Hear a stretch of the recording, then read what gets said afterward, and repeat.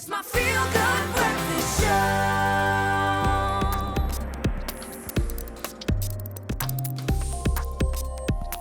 Welcome back. You're live with Expresso as we turn to tech this morning. We've spoken in the past about Project Loon, pretty cool name, the ambitious initiative from Google to deliver high-speed internet from weather balloons. And now the project has kickstarted a broader alliance that could well spread internet access far and wide in the future. And we love the sound of that. And here today to help us unpack the development is our resident Loon and friend in tech, Bryan Smith. Bryan, welcome to it, buddy.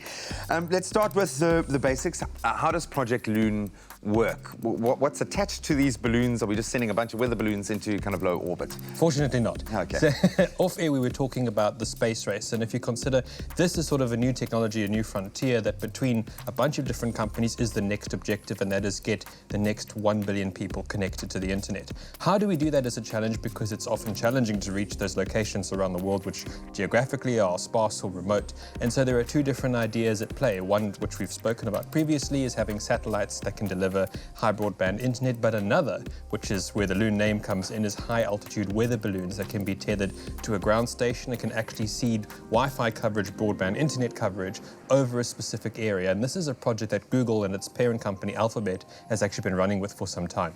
And now they've got the partners in crime to be able to take it a quantum leap further. Who's in this new alliance? So what's really exciting is that up until now, this has been really Google's project, Alphabet's project that has been seeding internet access. They've done things like create internet hotspots in Puerto Rico after the internet infrastructure was devastated after Hurricane Maria just almost 2 years ago.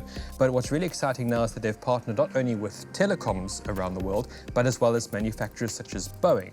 So the idea here is not just to investigate the idea of creating more high-altitude weather balloons, but it's looking at high-altitude platform services. So what that means is looking at other vehicles and mechanisms that we could use to create different high-altitude internet hotspots around the world, whether that's from drones, whether that's from blimps, or a variety. I'm just seeing a person in some like Central African space, like waiting for a plane to fly over so he can get his Wi-Fi. It's coming there, I've got my boss. Because that'll be the crux of it. You're going to still need infrastructure on the ground. It's not just put a balloon up and then everyone's covered.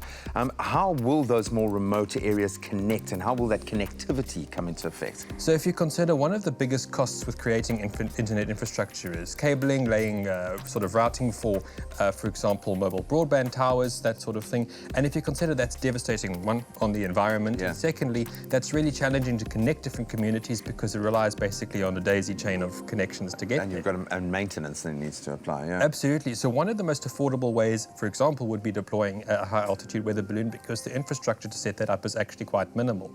In the case of drones or blimps, it isn't so much the case actually of having a drone fly past you, it's having a drone circle in a specific area, catch a thermal on the wind, for example. So it's the idea of set a geographic location that these services will operate in, and then they're able to do so autonomously with very little cost involved. Use the weather, use whatever you can. I absolutely love that. And then you've got the added bonus of having a blimp to advertise whatever you want on above that region as well. It does feel like, as I said, a quantum leap forward, and we want to see more connected people within the third world, especially. Developing nations can use the internet for so much. You can unlock the potential of a child with that kind of education. So we love a story like this.